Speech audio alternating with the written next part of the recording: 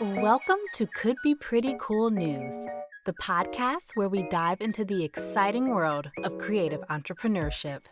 I'm your host, Casey, and together we'll embark on a journey to explore this dynamic ecosystem from multiple angles, including academia, research and data, community building, and compelling personal narratives from creative entrepreneurs themselves. Get ready to be inspired, informed, and empowered as we uncover the stories and strategies behind building successful creative ventures. It's time to discover why the world of creative entrepreneurship could be pretty cool. Welcome to a special episode of Could Be Pretty Cool News. Today, we're highlighting DreamHack Atlanta 2024, an event that brought the gaming world together in a remarkable way. From October 4th through the 6th, DreamHack Atlanta proved itself as more than a typical gaming festival. It transformed into a vibrant hub where indie creators, fans, and industry professionals united under one roof. Over 500 influencers attended, creating valuable connections between indie developers and wider audience. And in the wake of Hurricane Helene, the event also served as a community focal point. What makes this significant? DreamHack Atlanta didn't simply showcase games. It cultivated relationships across the entire gaming ecosystem. Everyone from solo developers to major studios could find common ground here. Now, to learn more about DreamHack and its impact on the gaming industry, we spoke with Guy Blomberg, the event director of DreamHack Festivals in North America. Let's listen in as Guy shares his insights on the event and the gaming industry at large. So to start off with, if you could introduce yourself and tell us what it is that you do at DreamHack. Sure. My name is Guy Blomberg. I'm the event director of the DreamHack Festivals here in North America. I oversee the majority of the product and the strategic direction of the shows. Amazing. So for those of us, I'll say listening, who are like, DreamHack, what is that exactly? Could you tell us what DreamHack is? Yeah, I like to call it a celebration of all types of gaming culture. So anyone that plays video games or computer games or console games or PC games or arcade or VR or tabletop games or card games or board games or miniatures or RPGs or professional esports, any component of gaming, we try and feature that here in DreamHack under one roof for 3 days. So if you play games, there's going to be something here for you. Amazing. And so you mentioned that you're the executive director of North America. Mm-hmm. You are in Atlanta, Georgia right now. I know, yeah.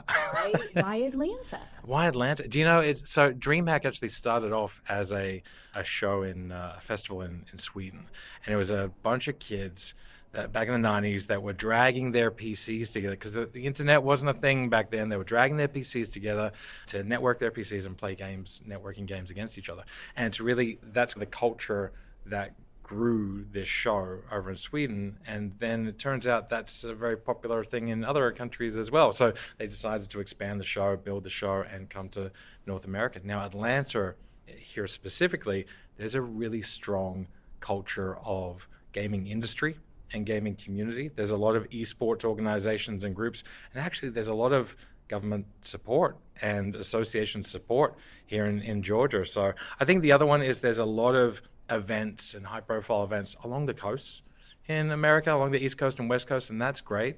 But I think there needs to be more representation for gaming events and festivals, here in the South, which is where we want to be. So it's been hugely successful. We've been here in Atlanta for God, I should know this, 8 years, however long it is, quite a while now, and we love it. Nice. So the fact that you mentioned there's a lot of government support for the industry, I actually want to take a few steps back. Sure. Yeah. Sorry. That's great. And talk about who this industry actually consists of. You think gaming. A lot of folks just think about the end user, someone who's playing a game, whether it's a video game, a tabletop game. But who are the folks who actually make up the gaming industry? Yeah, it's funny. I think gaming is so large now. It's very easy to think of the industry behind games as just the people that make the games or things like this. But it's a multi-billion-dollar industry. The gaming industry is bigger than the movie, TV, and book industry combined globally. It's huge. So when you think about the roles behind it, yeah, it's about the people that are developing and making the games. There's also the professional sports side of things, so your professional players that are playing for money and all this kind of stuff. But within the people making the games, you've got your finance departments, you've got PR, you've got marketing, you've got media, you've got the studio manager, you've got it's like any other large scale business where you've got scrappy upstart independent folks making games, and you've got large corporate entities with hundreds of thousands of employees making games. You've got the people marketing them, promoting them. You've got the people playing them, creators now on Twitch and YouTube that are showcasing games. So I guess my point is that within the ecosystem of the gaming industry is every facet of any sort of professional career. However, I will say that I think the support here in Atlanta is very much geared towards the game developers and the esports competitive industry. And for the game developers, these are people that are passionate about a game idea that they have, and they've studied and they have the skill set to make a game and create a game. And there's a great support network here in Atlanta and actually the greater Georgia region for smaller developers here to actually help them with connections and some funding to actually get those games to where they might get more recognition on a larger scale. And of course, the esports side of things, we've got a lot of professional teams here, and there is esports tax incentives and tax breaks that actually brings a lot of competitive events here as well. So yeah, Atlanta and again, Georgia as a whole is really supportive of the local gaming industry. Yeah. Fantastic. So what do you consider the role of events like DreamHack to be for the folks who, they may just say, oh, I want to work in gaming. I don't know what yet. Even like little kids who are just like, I love games. And their parents are like, oh, no, I wish they would study math and read books. What types of, or how does DreamHack serve as perhaps a pipeway for the future of the gaming industry? Yeah, it connects those people. And I think it puts a tangible stamp on it. Like, I think it's one thing to say, oh yeah, you can make games for a living. It's another one to kind of come to a convention like this and see these people with their booths or stages showing off their games and going, this is the output of this creative product that has a commercial viability to it as well. So it's actually really connecting the aspiring game developers or players with the people that have, for lack of a word, professionally made it and are actually in the industry. So I think it's just that visual connection for people that might struggle to understand how do people that play games, how can they make a career out of it? Like I said, this is a huge industry that's not some like little hobby anymore. So I think being able to actually see it and visualize it. And for us, we spend a lot of time giving space to developers to actually showcase their games here. And we have a lot of schools that actually bring students in, and we have a lot of panels talking about opportunities, career opportunities. We get professionals to actually talk on these panels, predominantly to students actually, and parents about the career opportunities that exist for them. So I think a show like this is very much about connecting the aspiring with the professional. Amazing. And so I have one last question Sure. for you. And it's actually a question that may seem like, oh, why didn't you ask this in the beginning? I love talking about professional stepping stones that led to someone's creative career. Mm-hmm. And so if I may ask for you, did you start off knowing that you were going to be directing gaming festivals?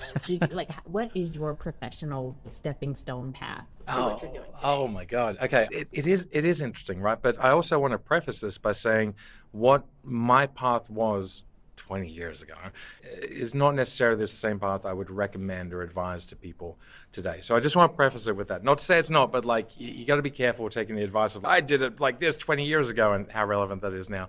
I loved playing games, growing up, absolute gamer, and I actually went down a path of graphic design and working in the games industry. But my passion was games. I love talking about games, so I started a gaming website, started a gaming podcast, and just talked and shared, and then met with a bunch of developers, went to conventions like this actually to meet with developers and talk to them. And through that, I just built up a lot of contacts and connections, and my hard skills in graphic design managed to translate to work at a game developer. And through there, I just met more people, very much just networking and connecting. But I ended up being very entrepreneurial.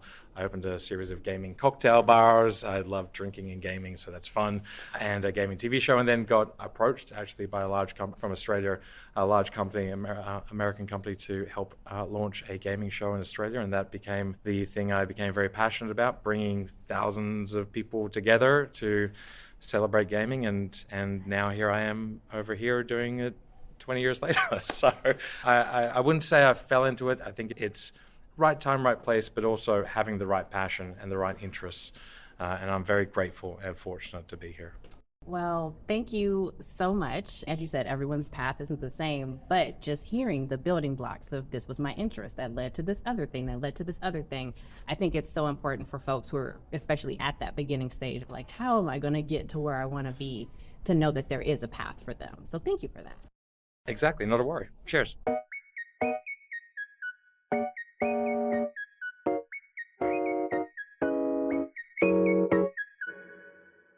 We'll now shift our focus to the heart of what makes DreamHack special, the creators. DreamHack Atlanta brought together a diverse array of talent from across the gaming spectrum. To illustrate this variety, we're going to share 3 creator stories that showcase the different types of innovators who attend this event. Our first story introduces us to Darius, also known as YoNuggGaming.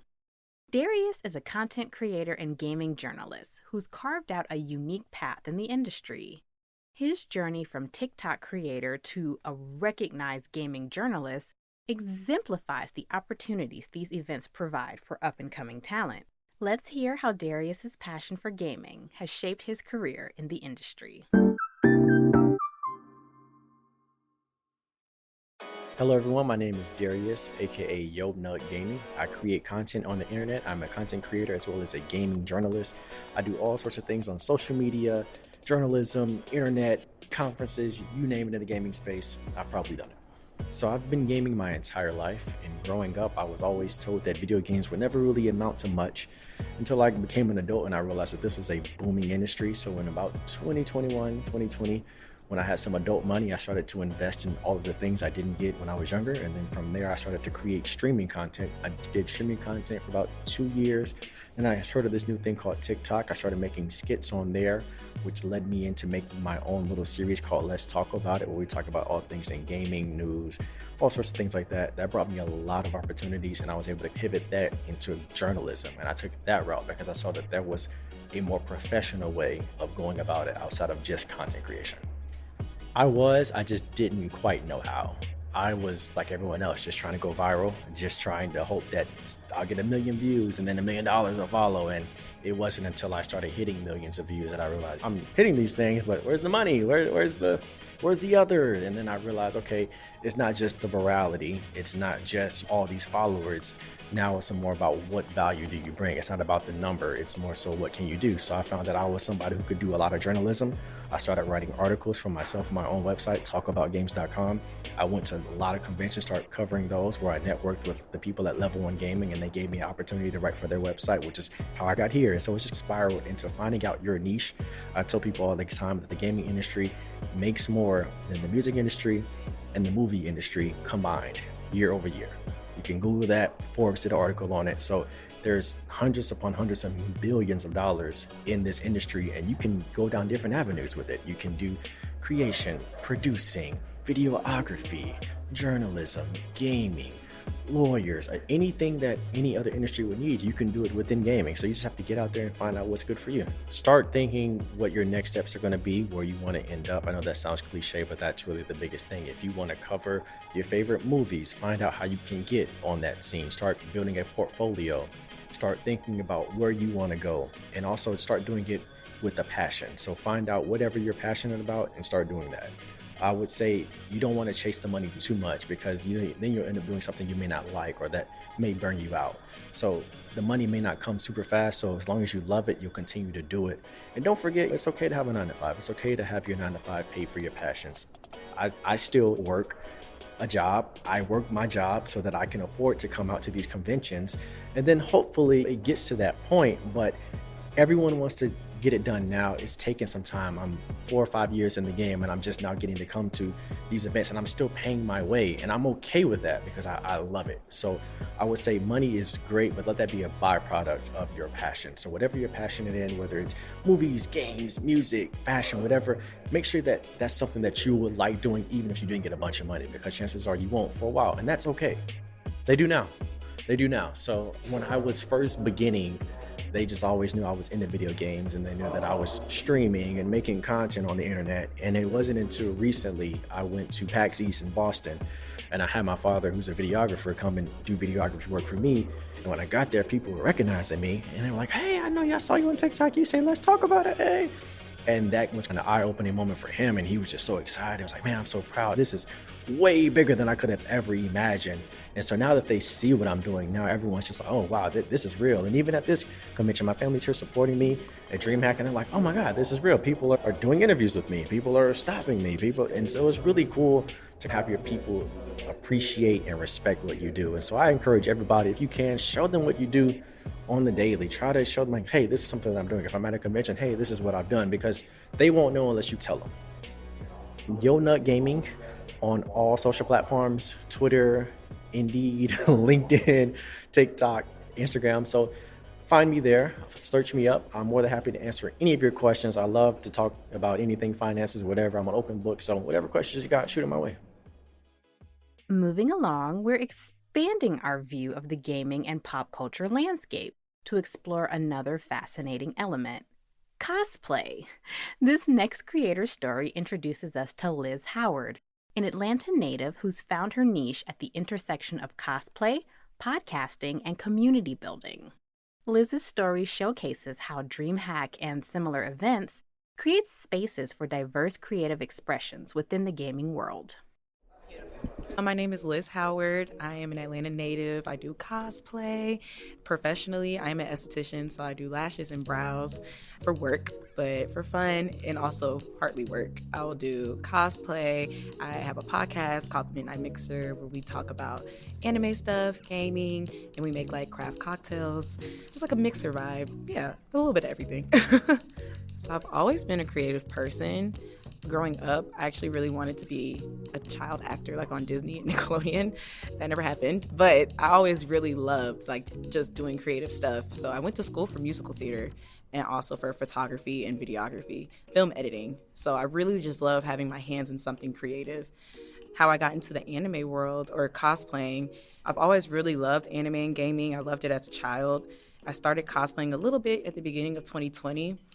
I was really nervous that people were gonna think I'm weird, but I've been called weird my whole life, so I was like, who cares? So I just started doing it more, and then I found Beltline Cosplay, which is the group I'm part of, and they took me in with open arms, and I just found this group of people that are just like, we just love doing the same thing you do, and it was just amazing. I just felt like I was home, so that's where I started flourishing and just doing more creative stuff, like unapologetically.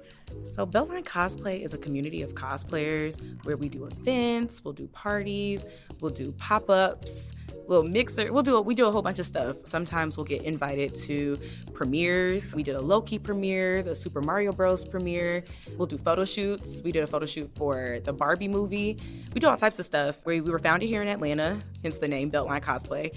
But we do stuff literally now all over the world. We go to all types of conventions. Honestly, there might not be a convention where you don't find a Beltline Cosplay member.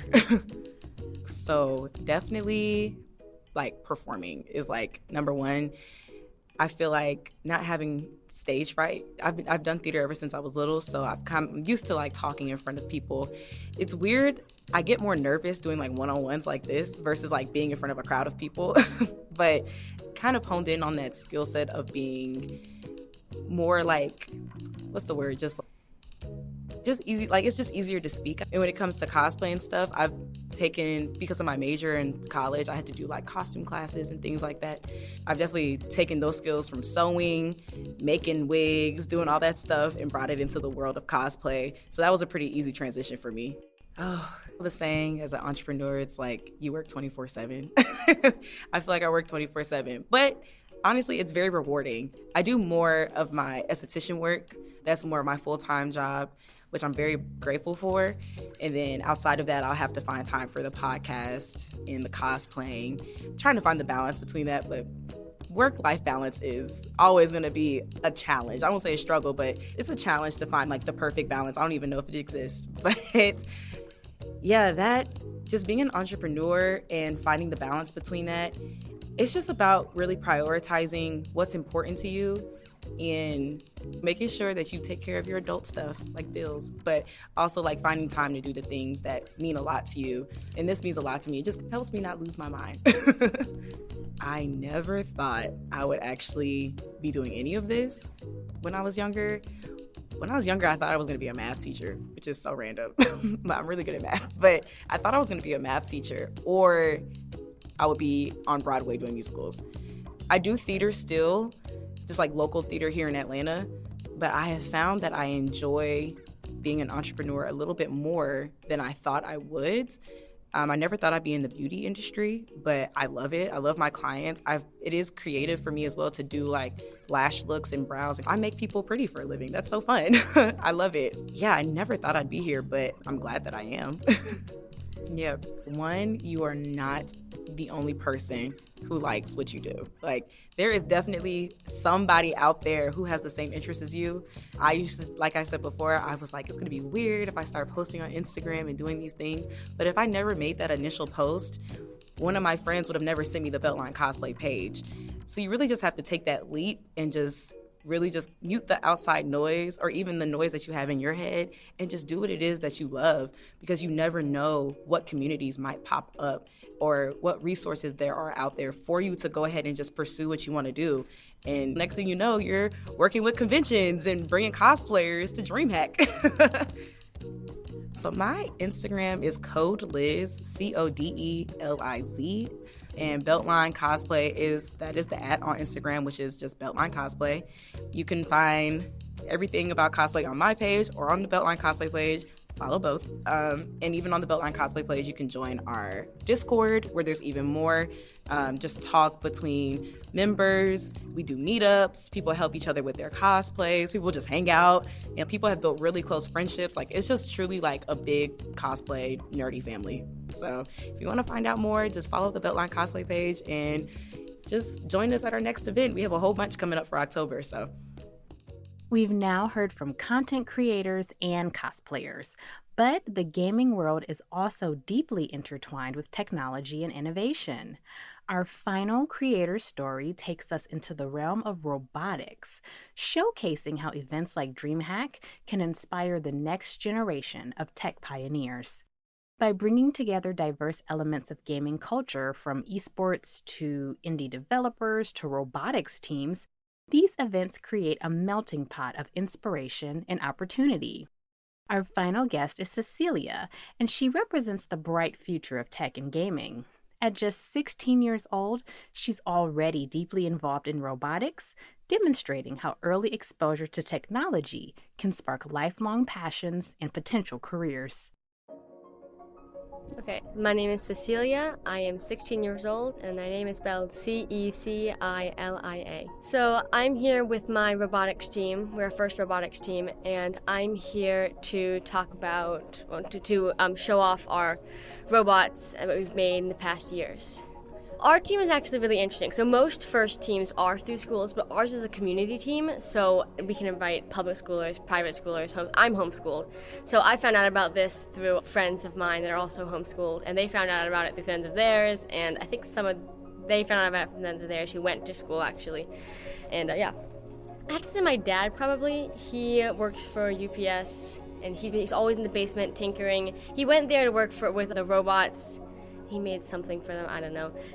But he's always tinkering in the basement. He made this, back when I was like really little, he made this robot that he would drive around our backyard. It had sensors on the front of it, and it would just sense where people were and turn the other direction. And I thought that was really cool. So it mainly fits in the gaming portion, probably, but our first robotics specifically does play like field games. So the robots we make are made to compete in a competition with and against other robots.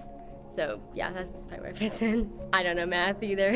So honestly, that's what makes First Robotics such a great place, is that the mentors are always helping. They're always right there, ready to jump in, help you. And yeah, I went in knowing nothing about robotics, and now I know what a swerve drive is and how to CAD stuff from scratch, and no programming yet, but I'm working on it. Programming's scary to me. But even like that, like even I'm scared of programming still, but it's okay, it's great. There's so many things for me to do. And we have a media team. So if you're not interested in robotics, you can get in through doing videography and photography and business management and stuff. So that's what, yeah. So for my future career, I don't know what I want to do. Either graphic design or mechanical engineering, which are both like contradicting fields and also the same at the same time. So yeah, I have I have 3 older siblings already in college, and the first one went for nuclear engineering, and then the second one's a business major. We don't talk about her. And then my older brother, just got into college for mechanical engineering. So a lot of engineers in our family, and I hope to follow that. I mean, I see a lot of pathways through first. There's the programming pathway, which is that's a lot of video games that are around programming, and also through other places in the convention. There's so much stuff to look at and see and be like, oh, that's interesting. Oh, what do you guys do? I want to do what y'all do. It's just a lot of exposure to stuff. I think being exposed to things is the most important thing for every child everywhere. Everyone needs to see as much as they can see to find out what they want to do. And also, video games and computers are the future. That's, AI. All that is like the future. It's like what we're going to. So I think it's very important to know how to work computers, because pretty soon everything will be on a computer. And there you have it, folks. A glimpse into the vibrant world of gaming and technology at DreamHack Atlanta 2024. DreamHack brought together passionate creators, innovative tech enthusiasts, and gaming fans from all walks of life. It's a melting pot of ideas, a launch pad for careers, and an inspiration for the next generation of industry leaders. As the gaming industry continues to shape technology, entertainment, and culture, events like DreamHack play a crucial role in fostering talent and building communities. And that brings us to the end of today's episode. Until next time, we encourage you to continue nurturing your process. Farewell, and may all of your creative endeavors flourish. Could Be Pretty Cool News is a Could Be Pretty Cool original production that was workshopped as a part of the 2023 Google News Initiative Pre-Launch Lab. This episode was edited by Trinity Jackson. Our executive producer and host is Casey Willis, and our production coordinator is Liz Moore. The original theme music was composed by Camille Stennis, and our cover art was designed by Aaliyah Johnson. Special thanks to our guests. To find out more about them, you can visit our newsletter at couldbeprettycoolnews.substack.com. Thank you for listening.